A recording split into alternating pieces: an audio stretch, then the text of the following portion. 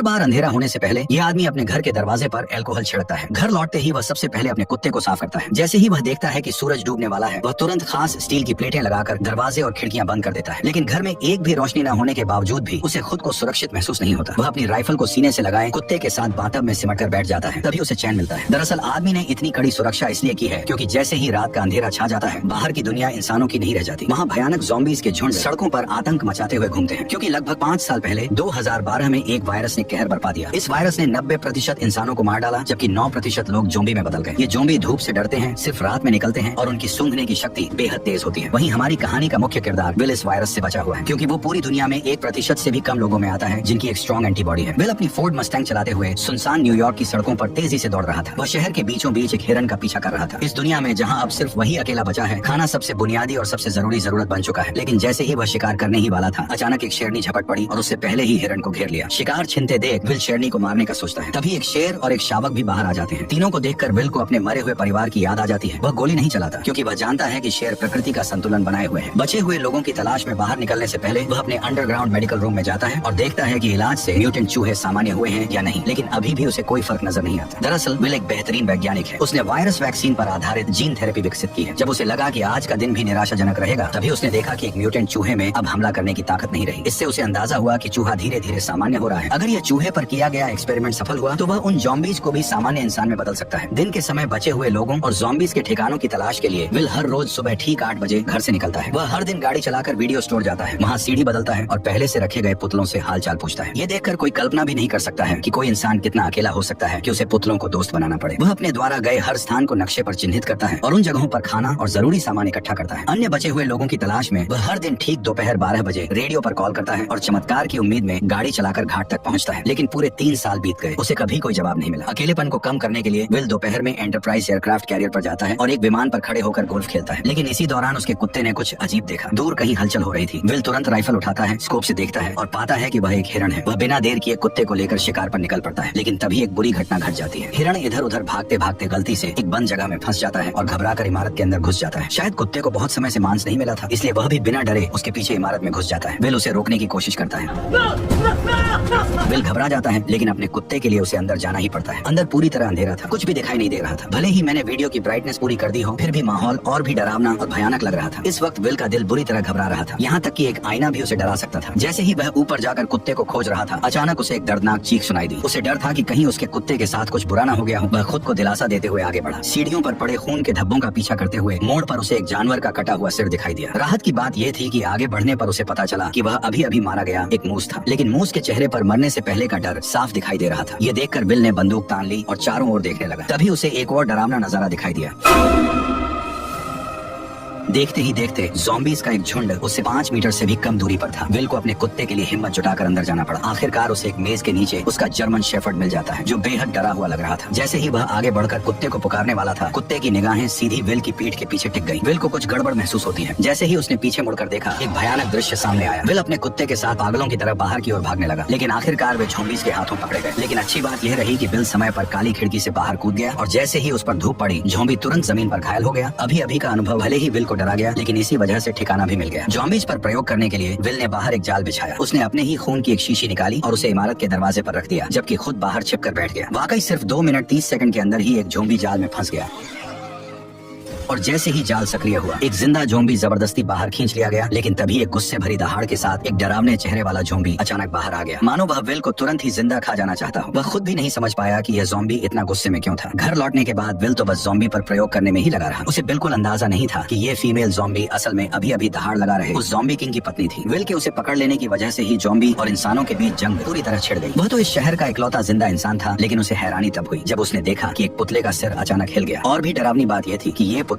जो असल में वीडियो स्टोर के दरवाजे पर होना चाहिए था, वह अचानक कई किलोमीटर दूर कैसे पहुंच गया, ये किसी को समझ नहीं आया। इतने में ही बिल ने अपनी बंदूक निकाली और पुतले पर तान दी, ये सोचकर कि किसी इंसान ने यहाँ पर उस पुतले को रखा है ताकि वो बिल से बात कर सके। लेकिन उसे आसपास कोई इंसान नहीं दिखा, क्योंकि असल में यह एक जाल है जो ज़ॉम्बी किंग ने बदले के लिए बिछाया है, क्योंकि उसने उसकी पत्नी को पकड़ लिया था। जब विल पुतले के पास जाता है और उसके नीचे पड़े पानी को देखने के लिए झुकता है, तभी अचानक ज़ॉम्बी किंग द्वारा बिछाया गया जाल सक्रिय हो जाता है और बिल हवा में लटक जाता है। विल के सिर पर लगी चोट के कारण वह बेहोश हो जाता है। जब सूरज डूबने वाला होता है, तब बिल अपनी अलार्म घड़ी को सुनकर जाग जाता है। हैं। जैसे ही सूरज की रोशनी खत्म होती है, डरावने ज़ॉम्बीज़ बाहर निकल आते हैं। तभी बिल अपनी कमर से चाकू निकालता है और घबराकर अपने पैरों में बंधी रस्सी को काटता है, लेकिन जैसे ही वह जमीन पर गिरता है, चाकू सीधा उसकी जान में घुस जाता है, जिससे अब और भी ज्यादा मुसीबत हो गई, क्योंकि डूबते सूरज की अंतिम किरणें गायब हो रही थी। अगले ही पल बिल को गड़बड़ महसूस हुई। सामने की अंधेरी इमारत से डरावनी आवाजें आने लगी। इतने में ही ज़ॉम्बी किंग सामने आ गया और उसने 3 खूंखार शिकारी कुत्ते छोड़ दिए, लेकिन सूरज की बची खुची किरणों की वजह से वे उस तक नहीं पहुंच पाए। पर जैसे ही कुछ मिनटों बाद सूरज डूबता है, ज़ॉम्बी शिकारी कुत्ते पागल होकर हमला कर देते हैं। इस वक्त हमारे मेन कैरेक्टर की जान घायल है। उसकी जिंदगी और मौत के बीच उम्मीद की एकमात्र किरण है। वह जर्मन शेफर्ड है, जिसने उसके साथ इस प्रलय में साथ निभाया है। ये जर्मन शेफर्ड उसका एकमात्र साथी है, उसके जीने की वजह है। उसे डर है कि उसका जर्मन शेफर्ड मर न जाए।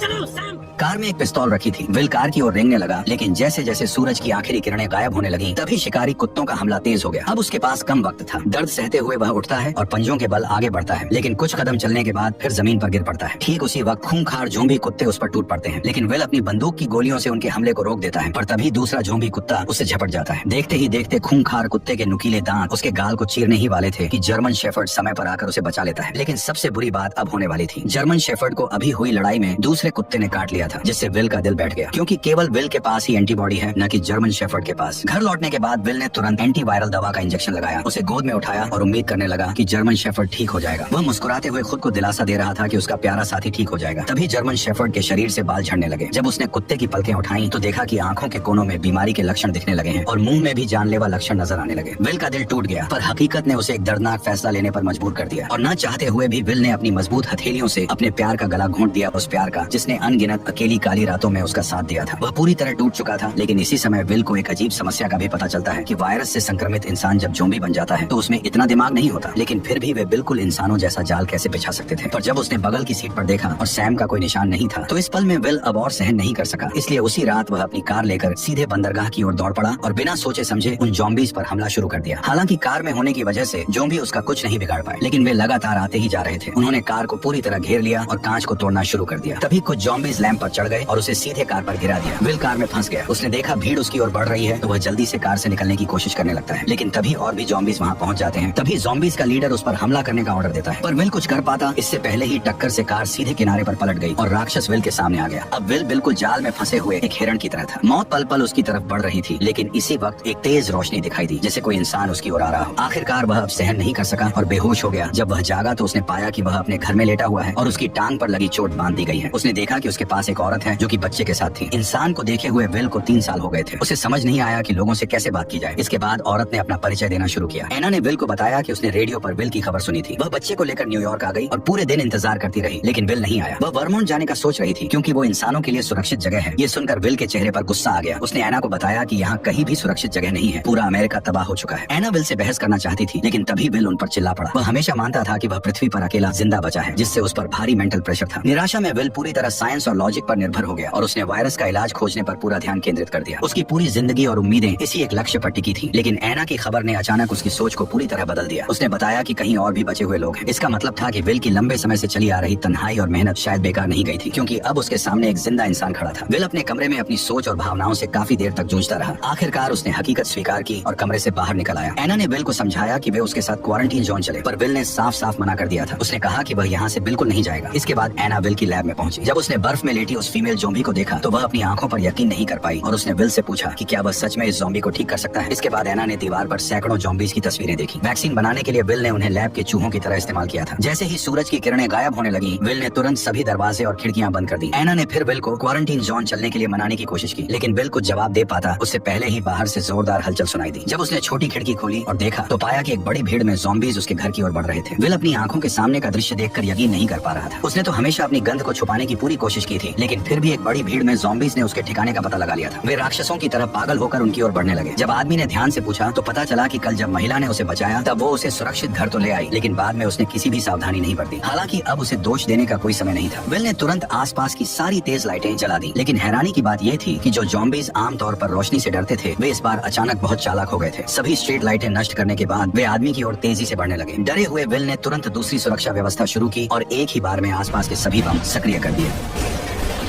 जब विल ने दोबारा देखा तो पाया कि सभी ज़ॉम्बीज बम धमाकों में मारे जा चुके थे। लेकिन जैसे ही वह एना को पुकारने लगा तो कोई जवाब नहीं मिला। तभी वह उसे ढूंढने ऊपर की ओर गया। ठीक उसी पल एक ज़ॉम्बी उस पर हमला कर देता है। वो उसे कसकर पकड़ लेता और सीधे जमीन से उठाकर मेज पर फेंक देता है। असहाय विल बेरहमी का शिकार बनता है। जैसे ही ज़ॉम्बी सोचता है कि विल मर चुका है, तब उसे पता नहीं होता कि वह अब तक नाटक कर रहा था। वह मौका पाकर पेचकस उठाता है और ज़ॉम्बी पर वार कर देता है, लेकिन यह वार उसे कोई नुकसान नहीं पहुंचाता। ज़ॉम्बी उसे उठाकर नीचे फेंक देता है। अब जैसे ही ज़ॉम्बी किंग गुस्से में उसकी तरफ गुर्राता है, तभी विल जल्दी से पास से एक राइफल उठा लेता है और ज़ॉम्बी ऐसे भाग जाता है जैसे उसे पता हो कि इंसानी हथियार कितने खतरनाक होते हैं। विल इधर उधर निशाना साधता है, लेकिन ज़ॉम्बी सीधे दीवार के पीछे छिप जाता है। इसलिए विल तुरंत गैस सिलेंडर पर निशाना साधकर गोली चला देता है। विस्फोट से ज़ॉम्बी सीधे बाहर जा गिरता है, लेकिन फिर भी उसे ज्यादा चोट नहीं लगती। इसके बाद वो सीढ़ियां चढ़कर वहां से गायब हो जाता है। जब विल उसका पीछा करता है तो पाता है कि वह खिड़की से कूदकर बाहर भाग गया है। विल जल्दी से घर के अंदर औरत को ढूंढने जाता है, लेकिन देखता है कि कमरे में एक दूसरा ज़ॉम्बी है और औरत और बच्चा डर के मारे अलमारी के नीचे छिपे हुए हैं। विल ने उन्हें इशारा किया कि वे बिल्कुल भी आवाज न करें। वह पिस्तौल से ज़ॉम्बी को खत्म करने की तैयारी कर रहा था, लेकिन तभी ज़ॉम्बी ने उन्हें देख लिया। दोनों को नुकसान न पहुंचे, इसके लिए विल को मजबूरी में हिम्मत करके अंदर घुसना पड़ा। तभी उसने उस पर गोलियां चला दी, लेकिन अचानक बाहर से तेज आवाज सुनाई दी। जब विल ने दरवाजा खोला तो ज़ॉम्बी किंग उसकी ओर दहाड़ रहा था। असल में वह अभी और लोगों को बुलाने गया था। इससे भी डरावनी बात यह थी कि अब उनका हमला सिर्फ तोड़फोड़ नहीं बल्कि पूरी प्लानिंग के साथ था। विल ने खिड़की के बाहर ज़ॉम्बी के सरदार को देखा तो उसके मन में बेचैनी उठी, क्योंकि ज़ॉम्बी सिर्फ जानवरों जैसे जीव नहीं लग रहे थे, बल्कि उनमें दिमाग भी था। तीनों जल्दी से तहखाने में भागे। तभी विल ने मैन डोर को अच्छी तरह से बंद कर दिया और एना बच्चे को लेकर लेप में छिप गई। लेकिन तभी उसने एक चमत्कारी दृश्य देखा और तुरंत विल को बुलाया। असल में विल द्वारा बनाई गई वैक्सीन असर दिखा रही थी और ज़ॉम्बी किंग की पत्नी धीरे धीरे इंसान में बदल रही थी। लेकिन तभी ज़ॉम्बी अंदर घुस आए। तभी विल ने जल्दी से कांच का दरवाजा बंद कर दिया। विल इन ज़ॉम्बीज को बताना चाहता था कि वह सभी ज़ॉम्बीज को फिर से इंसान बना सकता है, लेकिन इस समय ज़ॉम्बीज की नजर में विल खुद भी तो एक भयानक ज़ॉम्बी ही था, क्योंकि वह न केवल समय समय पर उनके साथियों को पकड़कर उन पर प्रयोग करता है, बल्कि इस बार तो उसने ज़ॉम्बी किंग की पत्नी को भी अगवा कर लिया, जिससे ज़ॉम्बीज की पूरी सेना गुस्से से उबल पड़ी। जैसे जैसे ज़ॉम्बी किंग लगातार कांच के दरवाजे को धक्का मार रहा था, वैसे वैसे दरवाजा धीरे धीरे टूट रहा था। इसी वक्त विल को अपनी हालत का एहसास हुआ। जब वह अनजाने में इधर उधर देख रहा था, उसकी नजर औरत की गर्दन पर बने तितली के निशान पर पड़ी। तितली को देखते ही उसे ऐसा लगा जैसे उसे सब कुछ समझ आ गया हो। वह तुरंत एक कंटेनर उठाता है और ज़ॉम्बी किंग की पत्नी के शरीर से सीरम निकाल लेता है। क्योंकि उसका ब्लड एक वैक्सीन की तरह था, मतलब वह एंटीबॉडी क्रिएट कर सकता था। इसलिए वह सीरम निकालकर महिला और बच्चे को सुरक्षित अंडरग्राउंड रास्ते में भेज देता है और सीरम महिला को सौंपने के बाद वो उसका गेट बंद कर देता है। तभी ज़ॉम्बी किंग ने कांच को तोड़ दिया। ठीक उसी पल विल ने ग्रेनेड का पिन खींचकर सीधे ज़ॉम्बीज के झुंड की ओर दौड़ लगा दी और यहीं पर यह शानदार मूवी खत्म होती है।